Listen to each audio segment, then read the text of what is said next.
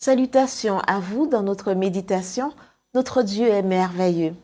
Le titre est « C'est vous qui décidez ». Choisis la vie afin que tu vives, toi et ta descendance. Deutéronome 30, verset 19. Le nom d'Edwin Booth n'est pas très familier de nos jours.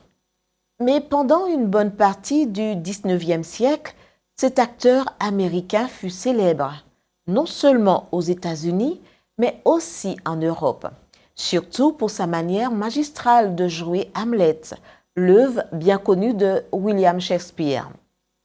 Selon les critiques de l'époque, personne ne jouait cette tragédie comme Edwin Booth. En fait, on trouve une de ces statues représentant Hamlet à Gramercy Park à Manhattan, New York. Ce qu'Edwin Booth n'aurait jamais imaginé, c'est que cette tragédie, si magistralement jouée sur scène, serait accompagnée d'une autre tragédie, réelle cette fois, car c'est son frère John Booth, également acteur, qui assassina le président Abraham Lincoln.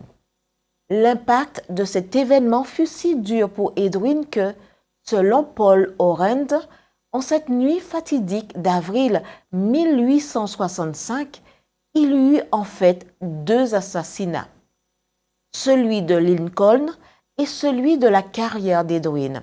Pourquoi nous souvenons-nous du nom d'Edwin Booth? Pour un autre fait singulier qui a également marqué la vie de cet acteur, mais de façon très différente. Avant le tragique incident du Ford Theatre où son frère assassina le président Lincoln, Edwin se trouvait à la gare du New Jersey quand un jeune homme perdit l'équilibre et tomba sur les rails alors que le train approchait. Edwin se précipita, attrapa le garçon par le costume et le sauva d'une mort certaine. Bien qu'il n'ait pas reconnu le jeune homme, celui-ci l'avait reconnu. Quelques semaines plus tard, le célèbre acteur reçut une lettre du bureau du président le remerciant d'avoir sauvé la vie du jeune homme. Le nom du garçon sauvé par Edwin? Robert Todd Lincoln, le fils du président Abraham Lincoln. Quelle curieuse coïncidence! John Booth prend la vie du président. Edwin Booth sauve le fils du président.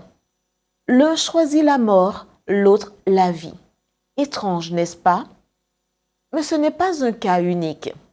Vous souvenez-vous de Caïn et Abel, Saül et David, Judas et Jean? Comment se fait-il que deux personnes ayant les mêmes chances dans la vie prennent des chemins si différents? Notre texte d'aujourd'hui répond. Dieu a placé devant vous et moi la vie et la mort, mais c'est à nous de choisir. Le désir de notre bon Père céleste est que vous choisissiez aujourd'hui la vie, afin que vous viviez, vous et votre descendance. Prions. Merci Père céleste de me donner la faculté de choisir. Aujourd'hui, je veux choisir Jésus-Christ comme mon sauveur, car il est le chemin, la vérité et la vie. Amen.